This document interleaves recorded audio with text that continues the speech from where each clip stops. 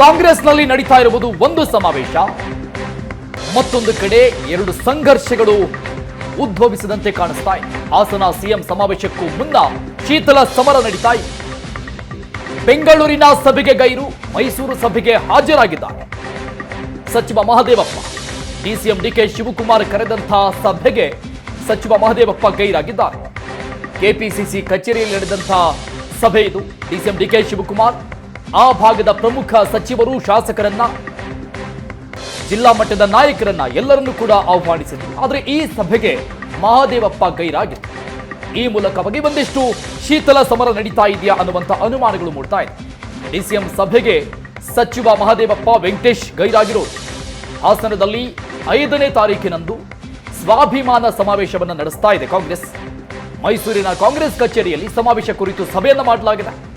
ಮೈಸೂರು, ಚಾಮರಾಜನಗರ ಕಾರ್ಯಕರ್ತರು ಈ ಸಭೆಯಲ್ಲಿ ಭಾಗಿಯಾಗಿದ್ದರು.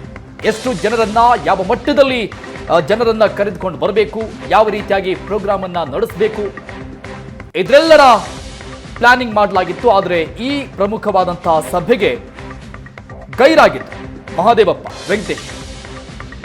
ಈ ಬೆನ್ನಲ್ಲೇ ಒಂದಿಷ್ಟು ಅನುಮಾನಗಳು ಮೂಡ್ತಾ ಇದೆ.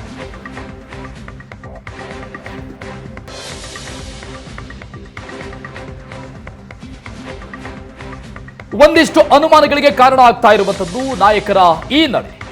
ಮೈಸೂರಲ್ಲಿ ಹಾಜರಾಗ್ತಾರೆ, ಬೆಂಗಳೂರಿನ ಸಭೆಗೆ ಗೈರಾಗಿರೋ ಹಿನ್ನೆಲೆಯಲ್ಲಿ ಬಹಳಷ್ಟು ಅನುಮಾನಗಳಿದ್ದು ಕಾರಣ ಆಗ್ತಾ ಇದೆ. ಯಾಕಂದ್ರೆ ಆರಂಭದಲ್ಲಿ ಒನ್ ಮ್ಯಾನ್ ಶೋ ಅನ್ನುವಂಥ ರೀತಿಯಲ್ಲಿ ಈ ಒಂದು ಸಮಾವೇಶವನ್ನ ಮಾಡಬೇಕು ಅಂತ ಸಿಎಂ ಸಿದ್ದರಾಮಯ್ಯನವರ ಆಪ್ತ ಬಳಗ ಚರ್ಚೆಯನ್ನ ಮಾಡಿಕೊಂಡಿತ್ತು, ಎಲ್ಲ ನಿರ್ಧಾರ ಆಗಿತ್ತು. ಆದರೆ ಕೊನೆ ಹಂತದಲ್ಲಿ ಹೈಕಮಾಂಡ್ ನಿರ್ಧಾರ, ಪಕ್ಷದ ತಳಹದಿಯಲ್ಲಿನೇ ಈ ಒಂದು ಸಮಾವೇಶ ಆಗಬೇಕು ಅಂತ ಹೇಳಿದ್ರು. ಆ ನಿಟ್ಟಿನಲ್ಲಿ ಈಗ ಪಕ್ಷದ ಜೊತೆಗೇನೆ ಸಿಎಂ ಸಿದ್ದರಾಮಯ್ಯನವರ ನೇತೃತ್ವದಲ್ಲಿ ಈ ಒಂದು ಹಾಸನದ ಸಮಾವೇಶ ನಡೀತಾ ಇದೆ. ಹಾಗಾಗಿ ಒಂದಿಷ್ಟು ಅನುಮಾನಗಳಿಗೆ ಇದು ಎಡೆ ಮಾಡಿ ಕೊಡ್ತಾ ಇದೆ ಸಚಿವರ ನಡೆ. ಮೈಸೂರಲ್ಲಿ ಆದಂತಹ ಸಭೆಗೆ ಹಾಜರಾಗ್ತಾರೆ ಸಚಿವರು, ಆದರೆ ಬೆಂಗಳೂರಲ್ಲಿ ಡಿಸಿಎಂ ಡಿಕೆ ಶಿವಕುಮಾರ್ ಕರೆದಂತಹ ಸಭೆಗೆ ಗೈರಾಗಿರುವುದು ಒಂದಿಷ್ಟು ಅನುಮಾನಗಳಿಗೆ ಕಾರಣ ಆಗುತ್ತೆ ಸಹಜವಾಗಿ.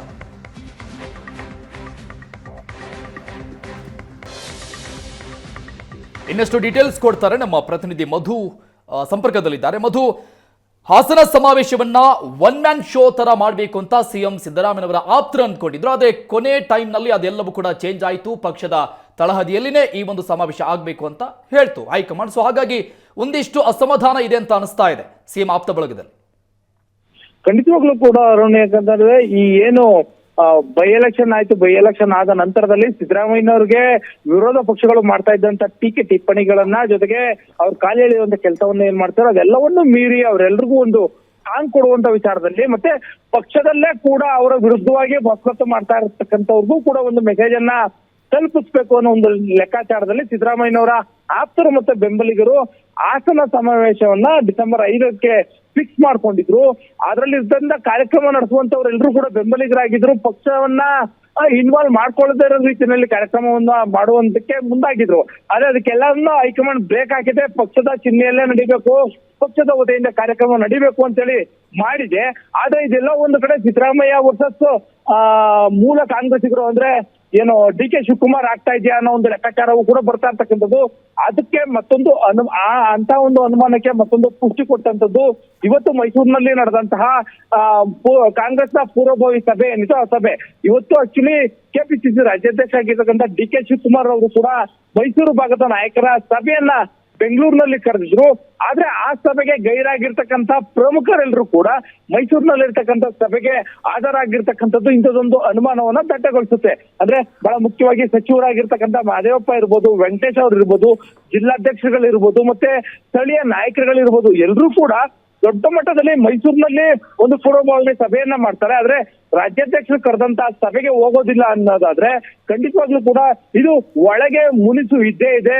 ಒಂದ್ ರೀತಿಯಲ್ಲಿ ಅಂದ್ರೆ ಸಿದ್ದರಾಮಯ್ಯನವರನ್ನ ಪ್ರೊಜೆಕ್ಟ್ ಮಾಡ್ಲಿಕ್ಕೆ ಮಾಡ್ತಿದ್ದಂತ ಒಂದು ಕಾರ್ಯಕ್ರಮ ಏನಿತ್ತು ಅದಕ್ಕೆ ಈಗ ಪಕ್ಷದ ಸಿಂಬಲ್ ಅನ್ನ ತೋರ್ಸಿರ್ತಕ್ಕಂಥದ್ದು ಸಹಜವಾಗಿನೇ ಕೂಡ ಮೈಸೂರು ಭಾಗದ ಅದರಲ್ಲೂ ಸಿದ್ದರಾಮಯ್ಯನವರ ಬೆಂಬಲಿಗರೇ ಒಂದಷ್ಟು ಇಚ್ಚು ತಂದಂತೆ ಕಂಡು ಬರ್ತಾ ಇದೆ. ಅದಕ್ಕೆ ಇವತ್ತಿನ ಬೆಳವಣಿಗೆಯೂ ಕೂಡ ಸಾಕ್ಷಿಯಾಗಿತ್ತು ಅವರು. ಓಕೆ ಮಧು, ಈಗ ಈ ಸಭೆಗೆ ಪ್ರಮುಖವಾಗಿ ರಾಜಣ್ಣ, ಮಹದೇವಪ್ಪ ಮತ್ತು ವೆಂಕಟೇಶ್, ಕೆಜೆ ಜಾರ್ಜ್ ಗೈರಾಗಿರೋ ಹಿನ್ನೆಲೆಯಲ್ಲಿ ಅಂದ್ರೆ ಡಿ ಕೆ ಶಿವಕುಮಾರ್ ಅವರಿಗೂ ಕೂಡ ಒಂದು ಮೆಸೇಜ್ ಕೊಡ್ತಾ ಇದ್ದಾರೆ ಅನಿಸ್ತಾ ಇದೆ ಪರೋಕ್ಷವಾಗಿ. ಖಂಡಿತವಾಗ್ಲೂ ಕೂಡ ಈಗ ಏನು ಸಿದ್ದರಾಮಯ್ಯನವರ ಹೆಸರಿನಲ್ಲಿ ನಡೀತಾ ಇದ್ದಂತ ಒಂದು ಕಾರ್ಯಕ್ರಮ ಏನಾಗ್ಬಿಟ್ಟಿತ್ತದು ಅಹಿಂದ ಕಾರ್ಯಕ್ರಮ ಮತ್ತೆ ಜನಾಂದೋಲನ ಕಾರ್ಯಕ್ರಮ ಅಂತೇಳಿ ಅದಕ್ಕೆ ಬ್ರೇಕ್ ಹಾಕಿಸುವಲ್ಲಿ ಡಿ ಕೆ ಶಿವಕುಮಾರ್ ಅವರು ಒಂದಷ್ಟು ಸಕ್ಸಸ್ ಆದ್ರು, ಅದನ್ನ ಪಕ್ಷದ ವತಿಯಿಂದ ಮಾಡಿಸುವಂತ ಲೆಕ್ಕಾಚಾರವನ್ನ ಮಾಡಿದ್ರು. ಆದ್ರೆ ಇದಕ್ಕೆ ಡಿ ಕೆ ಅಂದ್ರೆ ಸಿದ್ದರಾಮಯ್ಯನವರ ಪರವಾಗಿರ್ತಕ್ಕಂಥ ಅವರ ಬೆಂಬಲಿಗರೇನಿದ್ದಾರೆ ಅವರು ಮುನ್ಸನ ಹೊರ ಹಾಕಿರ್ತಕ್ಕಂಥದ್ದು ಬಹಳ ಸ್ಪಷ್ಟವಾಗಿ ಗೊತ್ತಾಗ್ತಾ ಇದೆ. ಅಂದ್ರೆ ಏನು ರಾಜ್ಯಾಧ್ಯಕ್ಷ ಕರೆದಂತ ಸಭೆಗೆ ಹೋಗೋದಿಲ್ಲ, ಅಂದ್ರೆ ನೇರವಾಗಿ ಹೋಗೋದಿಲ್ಲ ಅಂತ ಹೇಳಕ್ ಆಗೋದಿಲ್ಲ ಅನ್ನೋ ಲೆಕ್ಕಾಚಾರದಲ್ಲೇ ಕೂಡ ಮತ್ತೊಂದು ಪರ್ಯಾಯವಾಗಿ ಸಭೆ ಇಟ್ಕೊಳ್ಳುವಂಥದ್ದು. ಆ ಕಾರಣಕ್ಕಾಗಿಯೇ ಕೂಡ ಅವರ ಜೊತೆಯಲ್ಲಿಲ್ಲ, ನಮ್ಮ ಮುನ್ಸಿದೆ ಅಂತ ತೋರಿಸುವಂಥದ್ದು. ಇದೆಲ್ಲವನ್ನೂ ಕೂಡ ಇವತ್ತು ರಾಜಣ್ಣ ಅವ್ರು ಇರ್ಬೋದು ಅಥವಾ ವೆಂಕಟೇಶ್ ಅವ್ರು ಇರ್ಬೋದು, ಅದೇ ರೀತಿಯಾಗಿ ಮೈಸೂರು ಉಸ್ತುವಾರಿ ಆಗಿರ್ತಕ್ಕಂಥ ಮಹದೇವಪ್ಪನವ್ರು ಇರ್ಬೋದು, ಇವರೆಲ್ಲರೂ ಕೂಡ ತೋರಿಸಿರ್ತಕ್ಕಂಥದ್ದನ್ನ ನಾವಿಲ್ಲಿ ಗಮನಿಸಬಹುದಾಗತ್ತೆ. ಯಾಕಂದ್ರೆ ಕಾರ್ಯಕ್ರಮ ಇನ್ನು 4 ದಿನಗಳಲ್ಲಿದೆ, ಅದಕ್ಕೆ ಪೂರ್ವಭಾವಿ ಸಭೆಗಳೆಲ್ಲವೂ ಕೂಡ ಆಗ್ತಾ ಇದೆ. ಅಂತ ಸಂದರ್ಭದಲ್ಲಿ ಇಲ್ಲಿ ಸಭೆ ಆಗುತ್ತೆ, ಅಲ್ಲಿ ಸಭೆಗೆ ಗೈರಾಗ್ತಾರೆ ಅನ್ನೋದು ಬಹಳ ಸ್ಪಷ್ಟವಾದ ಮೆಸೇಜ್ ಅನ್ನ ಕೊಡ್ತಾ ಹೋಗುತ್ತೆ. ಥ್ಯಾಂಕ್ ಯು ಮಧು ಡೀಟೇಲ್ಸ್ಗೆ.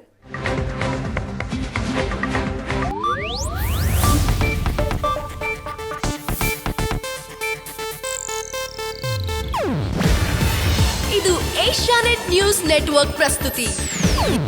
ನೀವು ನೋಡ್ತಿದ್ದೀರಾ ಏಷ್ಯಾನೆಟ್ ಸುವರ್ಣ ನ್ಯೂಸ್.